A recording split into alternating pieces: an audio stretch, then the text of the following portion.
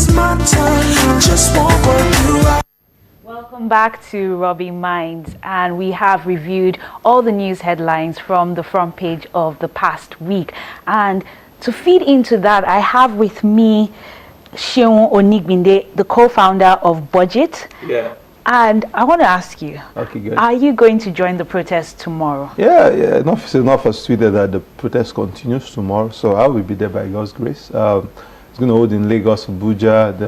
There was some people talking about Enugu, Port Harcourt, Kwara. So we're looking at how it's going to look tomorrow. It's something that is needed because government should get the message. Things are really, really tough. You don't even need to be an academic to understand. If you buy rice at 8,500 per bag, like a year and a half ago, you're doing 22,000 naira now.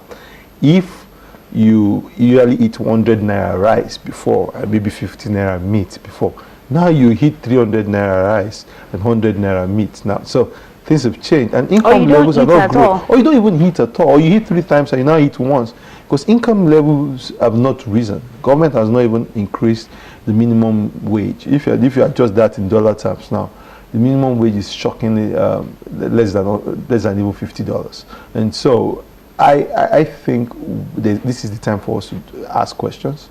Let government understand that people might be bottling up anger in them, but they need an opportunity to show them that things are not going the right way.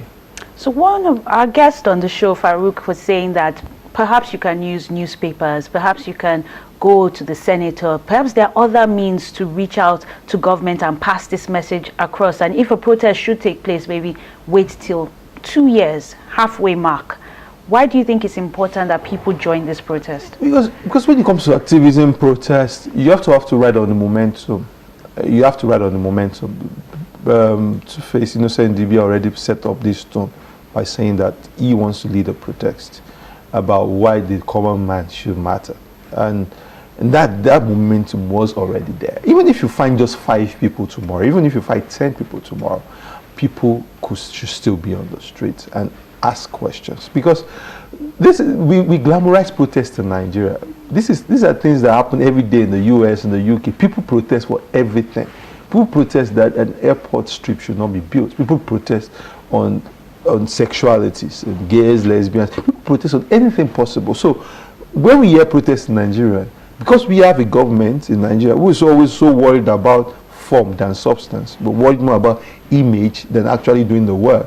So they feel like, oh, they're trying to pass an unpopularity card against us, and they don't just want that protest to happen. But a protest is a means for citizens showing forward their grievance or their discontent, across the system, and engage the government. It's nothing to say. And we protested for like 5 days in Ojota in 2012, and I don't think there was any violence there. So why are we so scared that there will be violence this time around? Even if there are violence, it's because we've pushed people to the limit, and I don't think there will be violence. Yeah. Okay. One of the things Yemi said during our conversation earlier in the show was that they want to hold this government accountable. Yeah. She mentioned specifically that looted funds have been recovered, but nobody knows how they're being spent. Yep. So your work focuses a lot on the budget and how money is being spent. How much do you think the government can do to be more transparent in this process? One thing we must always understand is it's not like government doesn't like to be open. But government, when you give out information, people ask questions. So by not being transparent is to destroy the opportunity for people to ask questions. And there's no system that actually becomes efficient by its own. It's just because you have multiple opinions in the space that regulates that system to be more efficient. If you only give contracts to your friends in the process, you will not be efficient, because there are some people who can do the amount of the job for something less and far, far less. So we are asking for transparency across board. Government has recovered stolen loot from people, but till today, I don't think EFCC has officially put it on any medium, on its website or in its platforms, to say this is an exact amount that we have recovered. There's today government that said they have spent 753 billion naira on capital expenditure, but nobody has seen the exact projects or the exact payments to who, for what.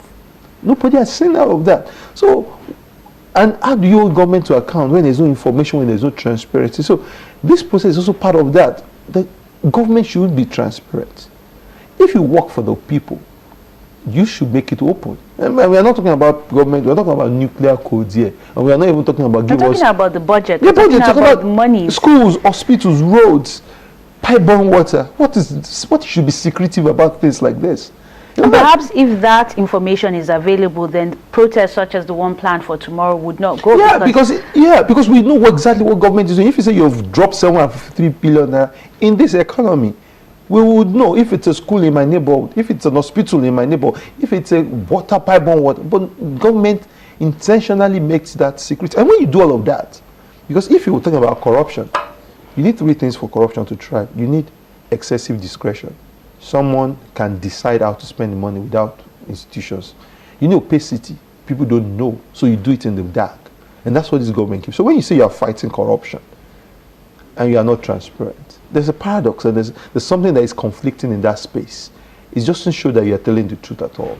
Okay, let's move to Lagos State. Yeah. The Lagos State House of Assembly has passed their 2017 budget without public access to it. So the same thing you're saying again about transparency. And is this constitutional, and what should be the process for transparency and accountability? You know, if any state should be the most transparent state, it should be Lagos. Why do you say so? Because it's the only state that 70 to 80%, 78%, I think that was our last analysis, is run on the back of public taxes. You know, you can say oil money, but since they don't drill in my backyard, there's not, that connection is not there. But my organization and your organization and almost everybody pays taxes in one form or the other to Lagos State government.